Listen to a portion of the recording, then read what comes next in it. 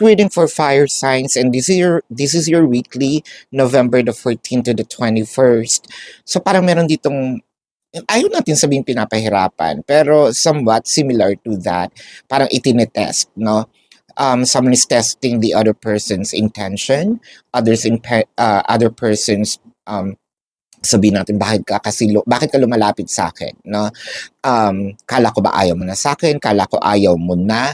Kala ko gusto mo na move forward? But here you are.